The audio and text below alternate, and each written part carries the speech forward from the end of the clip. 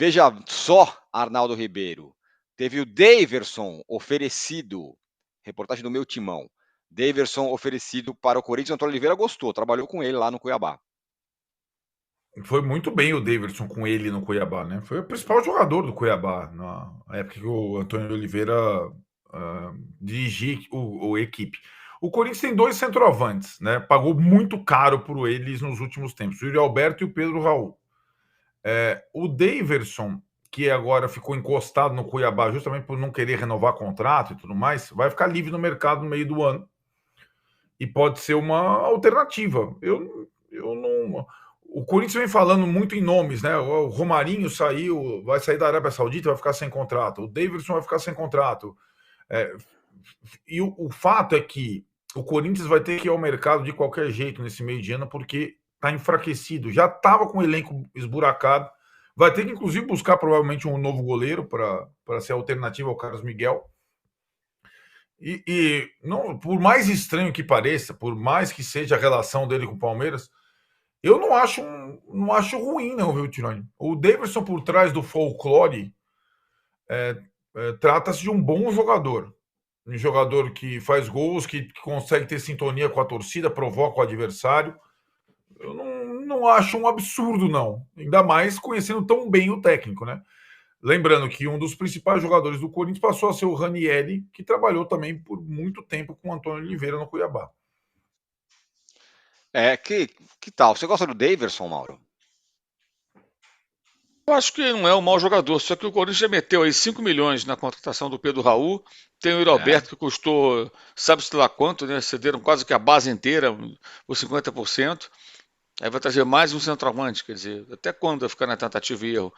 O técnico não consegue se virar com o Yuri Alberto e Pedro Raul? O Yuri Alberto é pior que o Davidson? O Davidson é muito melhor que o Pedro Raul, será? Enfim, os dois se destacaram em times que brigam para não cair. Cuiabá, Goiás, né? Basicamente foi isso. Pedro Raul e Davidson. Não são jogadores muito distantes tecnicamente. Então, a questão é essa: o clube não tem dinheiro, fez contratações pagando multa rescisória. Rodrigo Garro, Pedro Raul, Mateuzinho e outros, né? E antes de pensar em contratar mais, tem que pensar em acertar suas finanças, né? Isso aí é pouco falado. Muito pouco Vai falado. ser o raciocínio Né? contrário, né, Mauro? Sempre assim. Exatamente. Sempre assim, o buraco vai aumentando. O buraco financeiro vai aumentando. E aí a distância em relação aos seus rivais vai também aumentar. A possibilidade de competir para valer, de se estruturar, pagar bem, pagar em dia, né? Não ter que fazer acordo quando o ídolo vai embora, né?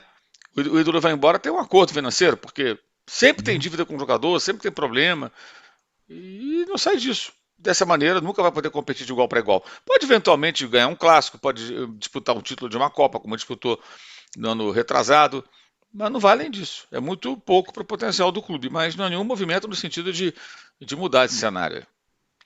Falando em competição, quem ganha mais, quem ganha menos, essa história do patrocínio do Corinthians respingou lá no Flamengo. A gente vai falar daqui a pouco do Gabigol, mas só para não deixar passar, no blog do Rodrigo Matos aqui no UOL, tem a reportagem. Patrocínio do Corinthians influencia em reajuste de patrocínio master do Flamengo. Matéria do Bruno Braz e do Rodrigo Matos. O Flamengo convocou para essa quinta-feira, dia 23, ou portanto depois de amanhã, uma reunião do Conselho Deliberativo com o intuito de votar o reajuste do seu patrocinador master, que ganhou uma proposta de aumento muito por influência do acordo do patrocínio fechado pelo Corinthians no início do ano. O Corinthians anunciou aquela parceria com a Vai de Bet, essa que a gente está falando que está toda enroscada agora, e se tornou o clube com o maior patrocínio do país. A promessa é de um aporte de 120 milhões por ano. O Flamengo, com isso, foi ultrapassado e atualmente fica em segundo lugar. A PixBet, que é a patrocinadora do Flamengo, também uma empresa de apostas esportivas, paga 85 milhões. Então, a perda do topo da pirâmide fez com que o Flamengo pressionasse por esse reajuste.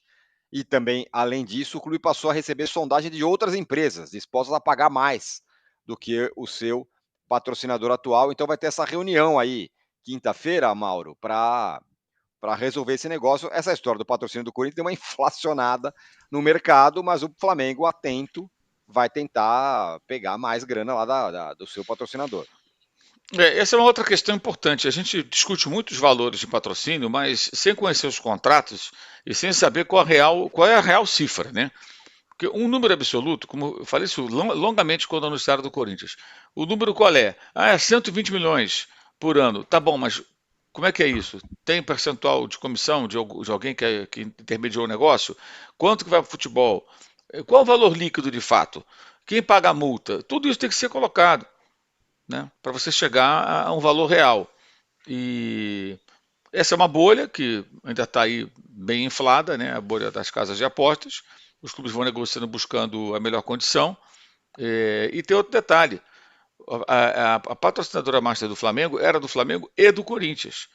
Então, certamente, aí é uma conclusão minha. No momento que o Flamengo foi atrás dos caras, olha, vocês tinham dinheiro para pagar a gente e o Corinthians. Eles agora estão anunciando um patrocínio maior. A gente não pode ficar atrás, porque nós temos mais torcida que o Corinthians, temos um time melhor, mais visibilidade, jogamos Libertadores e o Corinthians não joga. A gente tem que melhorar isso aqui. E grana vocês têm, que vocês não estão pagando mais o Corinthians, ainda estão recebendo uma multa pela rescisão contratual. Vamos conversar? E aí chega a ser um acordo. Eu imagino uma conversa mais ou menos por aí. É o que eu faria se eu estivesse na pele do dirigente do Flamengo, né? É o que eu faria. Até porque para a empresa também é uma mídia gratuita. O maior patrocinador, o patrocinador master, esse aqui cresceu, está pagando mais, a torcida do clube fica satisfeita com o patrocinador, tem todo um efeito indireto. Estamos falando deles aqui agora, né? Então é interessante também. Tem essa questão. Você gera uma notícia, um fato novo que é positivo e é bom para o patrocinador também, não só para o clube. Tem todo um contexto aí. O Guilherme Fraga aqui manda uma mensagem, Arnaldo, fala: Leila Pereira avisou, se o patrocínio fosse tudo isso mesmo, ela cobriria. Muitos criticaram, mas agora ela parece ter razão, que é a questão do patrocínio do Corinthians. Virou uma coisa muito importante para os clubes e os torcedores falam: não, o meu ganha mais, o meu não sei o quê. Outro dia o São Paulo comemorou, por exemplo, que fechou um novo patrocínio, aí descobriu que era metade do Corinthians, não ficou tão bom assim, e por aí vai.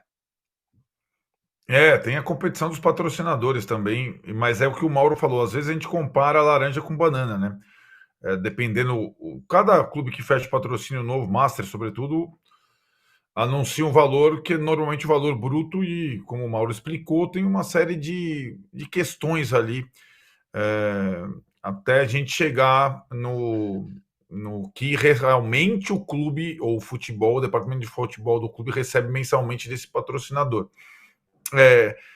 Cada clube acho que tem suas fontes de renda e sustentação. A Leila numa posição confortável, porque o Palmeiras está numa situação muito estável, e também tem a situação do patrocinador do Palmeiras ser a empresa dela, naquele claro conflito de interesses há muito tempo. Mas aí, quando tem uma situação dessa, ela pede vistas.